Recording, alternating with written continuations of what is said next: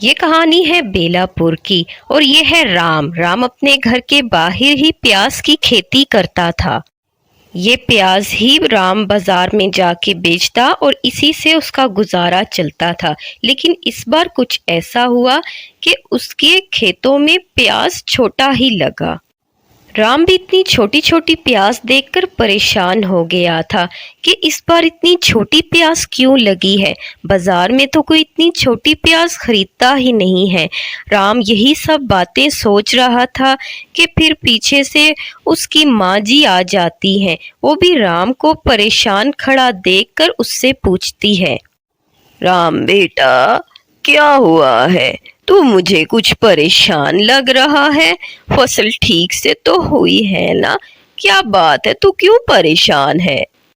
माँ, देखो ना, मेरी इस बार कितनी छोटी छोटी प्याज लगी है। माँ, लोग तो इसको इतना खरीदते ही नहीं है। माँ, मैं बस बहुत परेशान हूँ इस प्याज को देखकर। क्या करूँगा? हमारा गुजारा तो इसी प्याज को बेचने से चलता है। देखो ना, कितनी छोटी छोटी प्याज है माँ। हाँ बेटे, प्याज तो इस बार बहुत छोटी छोटी लगी है। ऐसा पता नहीं क्यों हुआ है। चल अच्छा, आजा, तू परेशान मत हो। यही प्याज ही बेचकर गुजारा करेंगे। प्याज देखकर राम की माँ तो परेशान होती है, लेकिन फिर भी वो राम को समझाती है। फिर दोनों मिलकर घर के अंदर चले जाते हैं। लेकिन राम को यही परेशानी लगी थी कि अब मैं क्या करूँगा, कैसे इस प्याज से गुजारा करूँगा। फिर राम अपने घर जाता है तो उसकी पत्नी भी उसे परेशान देखकर पूछती है, राम जी, क्या बात है? आप मुझे कुछ परेशान लग रहे हैं। क्या हुआ है आपको? राम फिर अपनी पत्नी को सारी बात बताता है कि इस बार बहुत छोटी छोटी प्याज लगी है। वो भला कौन खरीदता है? लोग तो कहते हैं कि हमें बड़ी प्याज मिले। ये छोटी प्याज तो बहुत कम ही लोग लेते हैं, इसलिए परेशान है। फिर उसकी पत्नी भी परेशान हो जाती है ये सब सुनकर, मगर वो राम को फिर समझाती है, जी परेशानी की तो बात है, पर आप ऊपर वाले पर भरोसा रखिए, जरूर वो कुछ अच्छा करेगा, आप परेशान ना हो। हाँ राम बेटा, तू देख, परेशान मत हो। अब क्या हो सकता है? ऐसा कर, तू सस्ते दामों जाके ये प्याज बेच ले। ठीक है, जब बड़ी प्याज लगेगी फिर वो महंगे दामों बेच लेना। अभी तू यही जाके बेच ले। ठीक है, परेशान ना हो मेरे बच्चे। राम फिर वही छोटी छोटी प्याज लेकर बाजार में चला जाता है और उसी को बेचने की कोशिश करता है। प्याज ले लो प्याज, 15 रुपए किलो में छोटी छोटी बढ़िया प्याज। आ जाओ, इतने सस्ते दाम, प्याज ले लो प्याज। राम सस्ते दामों प्याज को बेचने के लिए आवाज लगाता है।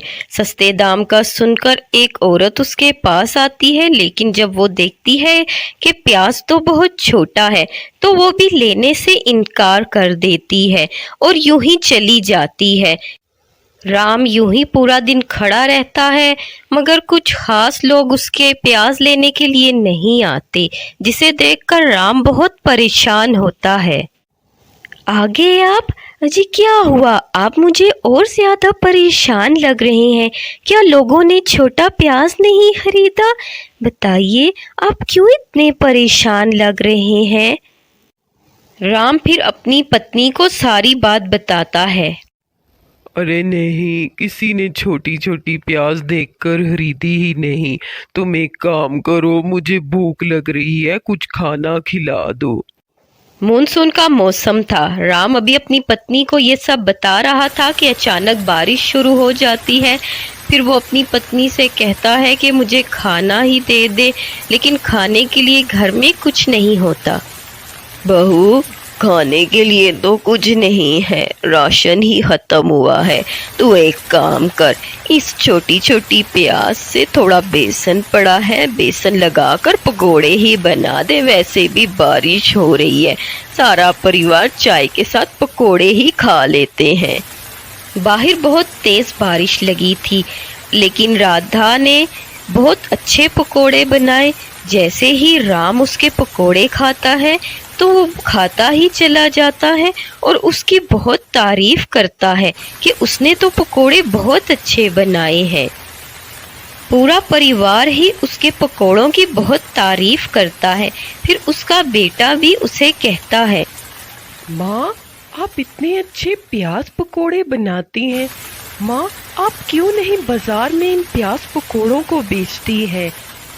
माँ, बारिश के मौसम में तो सबको प्याज पकोड़े खाने बहुत अच्छे लगते हैं। माँ, आप एक काम करो, इन प्याज के पकोड़ों को बाजार में बेचो। पूरे परिवार को ये आइडिया तो बहुत अच्छा लगता है। अरे हाँ बहू, देख बबलू तो ठीक कह रहा है। प्याज पकोड़े तो तू बहुत अच्छे बनाती है और बारिश के मौसम में तो सबको पकोड़े खाना बहुत अच्छा लगता है। बहू देख, हमारे प्याज तो वैसे भी कोई नहीं खरीद रहा। मैं और तू कल से ही प्याज पकोड़े बनाकर बेचेंगी। दूसरे दिन दोनों सास बहू प्याज के पकोड़े बनाकर बाजार में बेचने के लिए चली जाती है। मौसम भी बारिश का था तो थोड़ी देर में बारिश शुरू हो जाती है। फिर बहू अपने प्याज पकोड़ों के लिए आवाज़ लगाती है और मात्र 10 रुपए में प्याज पकोड़े की प्लेट देती है। आइए आइए, बारिश के मौसम में सिर्फ 10 रुपए में प्याज पकोड़ा प्लेट खाइए, आइए आइए।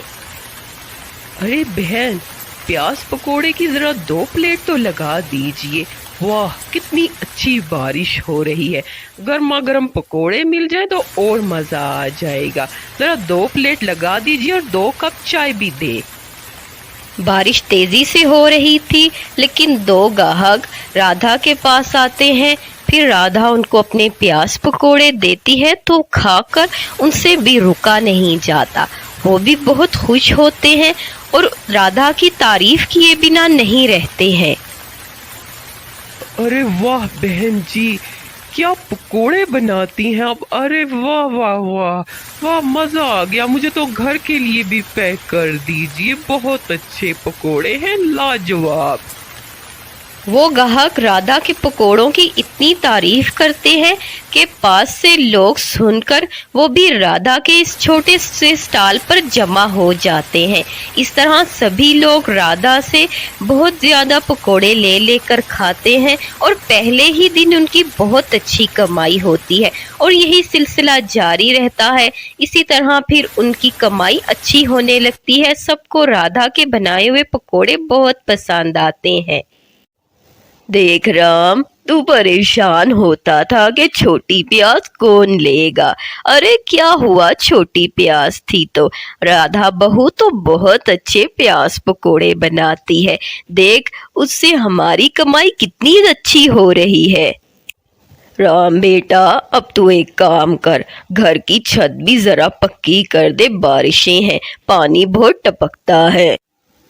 फिर राम और उसके पिता सीमेंट और रेत लाकर अपनी घर की छत को भी पक्का करते हैं, क्योंकि बारिशों के दिन थे तो उनकी कच्ची छत थी जिससे बारिश का पानी उनके घर के अंदर आता था। लेकिन अब सब अच्छा हो गया था। ये सब देखकर पूरा परिवार ही बहुत ज्यादा खुश होता है। माँ, देखा, मैंने आपसे कहा था ना, आपके प्याज पकोड़े सबको बहुत अच्छे लगेंगे। और देखिए, अब हमारे घर की छत भी पक्की हो गई है। हाँ मेरे बच्चे, ये तो आपका ही आइडिया था। चलिए, बारिश का मौसम है, मैं आप सब के लिए भी पकोड़े बनाती हूँ, फिर हम मज़े से खाएंगे। पूरा परिवार अब बहुत खुश था। फिर थोड़ी ही देर में बारिश शुरू हो जाती है और पूरा परिवार मज़े से प्याज पकोड़े खाने के लिए बैठ जाता है। गर्मा गर्म पकोड़े सब खाते हैं, चाय पीते हैं और हंसी खुशी बात करते हैं। अब उनके दिन अच्छे गुजर रहे थे। तो देखा बच्चों आपने, हालात जैसे भी हो हमें अपनी मदद खुद करनी चाहिए, हिम्मत ना हारें।